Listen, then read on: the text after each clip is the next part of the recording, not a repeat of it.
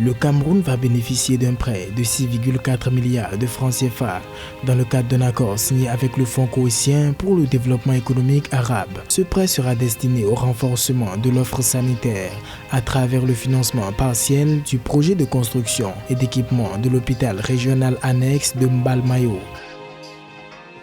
Le Togo a émis le mercredi 14 juillet 2021 sur le marché de l'UEMOA-titre des obligations assimilables du Trésor d'un montant de 25 milliards de francs CFA. Outre les ressources à collecter, le pays devra également rembourser environ 200 milliards de francs CFA au titre du service de la dette contracté sur le marché des titres publics.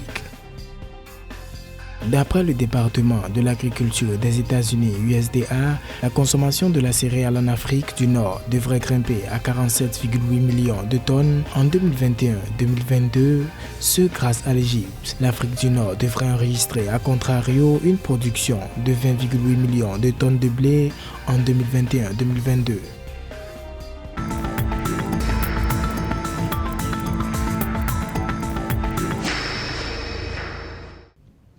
Afin d'améliorer l'offre sanitaire au Cameroun, affectée par l'expansion de la Covid-19, le Fonds koweïtien pour le développement économique arabe a octroyé au gouvernement camerounais un prêt de 6,4 milliards de francs CFA. C'est dans le cadre d'un accord de financement visant à renforcer l'offre en infrastructures sanitaires. Le renforcement des capacités structurelles des hôpitaux, l'augmentation et la mise en œuvre des plateaux techniques des hôpitaux sont presque un problème généralisé au Cameroun.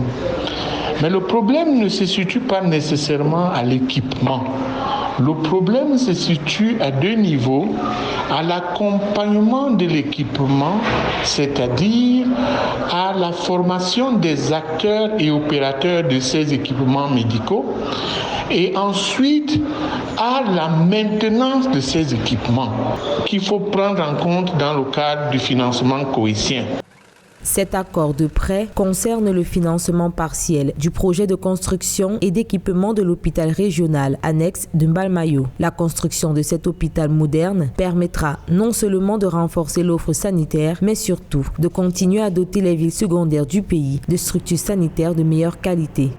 Dans plusieurs hôpitaux du Cameroun, on trouve des équipements détruits, des équipements inopérants, mais c'est surtout parce que lors de l'achat des équipements ou lors du financement des équipements, on n'a pas beaucoup mis l'accent sur la formation technique des opérateurs et la maintenance technique de la qualité des équipements.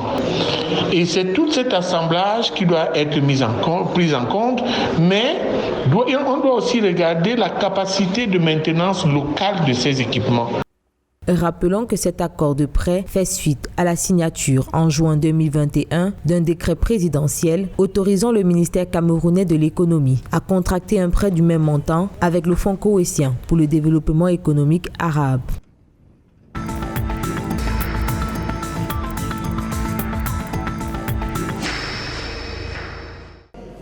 Le 14 juillet 2021, le Togo a émis des obligations assimilables du Trésor pour tenter de mobiliser 25 milliards de francs CFA. À cet effet, jusqu'au 23 juillet prochain, où l'opération devrait être bouclée, d'après l'agence UEMOA-titre, les investisseurs de l'espace communautaire UEMOA sont encouragés à souscrire pour une maturité de 10 ans en vue de bénéficier des intérêts au taux annuel de 6,2%. Les fonds mobilisés serviront à relancer l'économie togolaise post-Covid-19, d'après les autorités. Notons que cette opération marque la première sortie du pays sur le marché régional financier au troisième trimestre de l'année 2021 où le Togo compte mobiliser au total 110 milliards de francs CFA.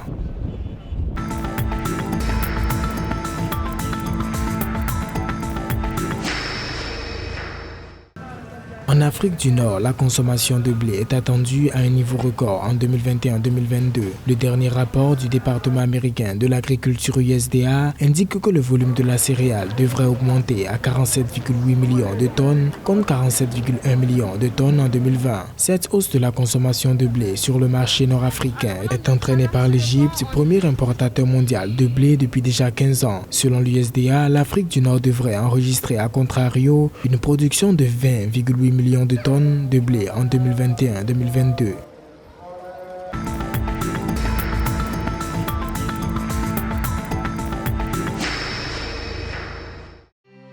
soupçonné d'avoir participé à une opération frauduleuse de manipulation du taux de change, d'avoir mis sur pied un réseau de paiement illégal basé à l'extérieur du pays et d'avoir réalisé des opérations irrégulières sur des produits financiers, la filiale mozambicaine de Standard Bank et deux de ses dirigeants ont été sanctionnés par la Banque centrale du pays.